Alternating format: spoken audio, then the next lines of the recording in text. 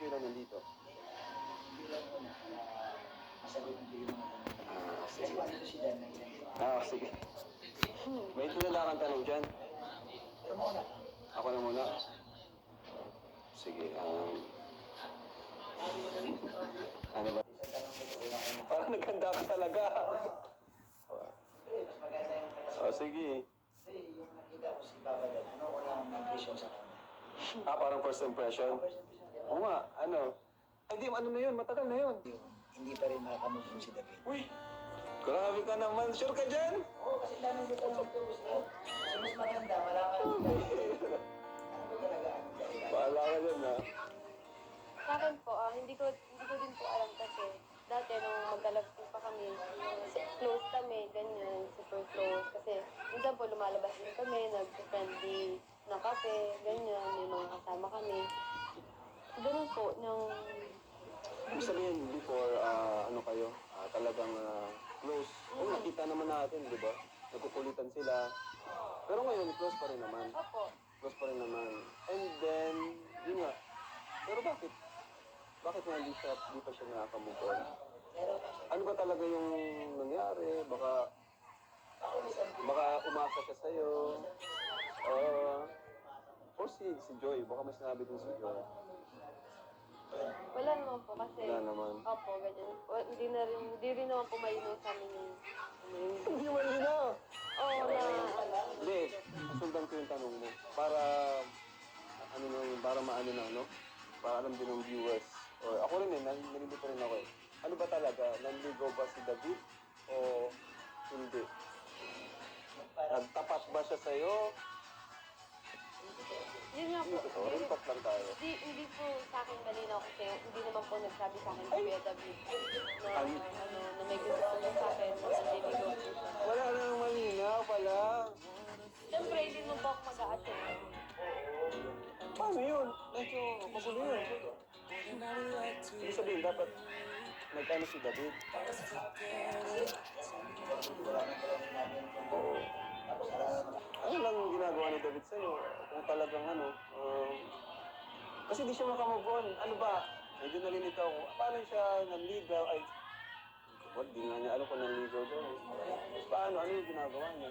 Minsan po, pag ganyan, nag-aaya po siya magkape, tapos naglalambing, ganyan. Hindi ko naman po alam na... Hindi mo alam kung ganun, totoo na.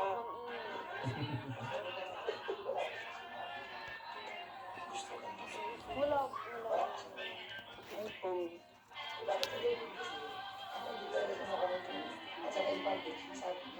Oo, na gusto ko.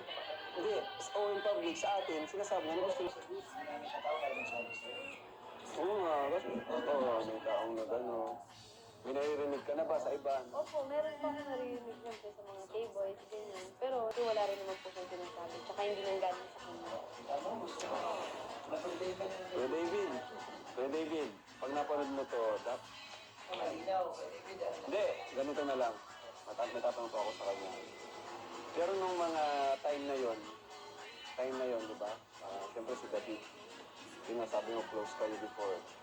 And nagpaparamdam siya sa'yo ng, although di siya nagsasabi, nagtatapat, pero pinaparamdam niya sa'yo. No?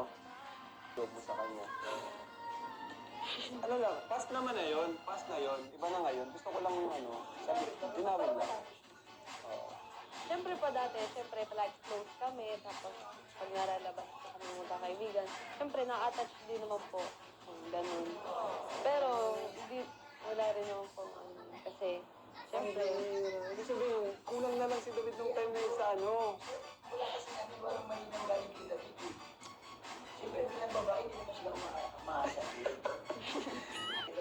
yan yun, Kaya natin si Bill thank you kay Kuya David kasi naging mabait na kaibigan at yun, naging close namin K-boy si Kuya David. Oo naman, malapit, si David kasi napaka-friendly talaga. Kahit kanino, kahit nga si Jack, close na close siya eh. Hindi natin pagkakaila yun. Yun lang po, yung advice ko sa kanya, siyempre pag dumating yung time ulit na magkagusto siya sa ibang babae, at sana mahanap niya na din, huwag siyang magdalawang isip na sabihin yung nararamdaman niya. Although sabi nga nila, action speaks louder than words, pero kailangan pa rin natin ng ng confirmation or yung words galing sa'yo kung gusto mo talaga siya, hindi yung puro actions lang. Kasi makukonfuse yung yung kid. Parang yung nangyari sa'yo, narito ka. So, ang ganda ng advice mo. Galing, sayang. Pero, baka lalong di siya makamove nito. Lalo sa nangyari sa nalaman niya. Kasi nahulog na daw yung loob niya nung simula eh.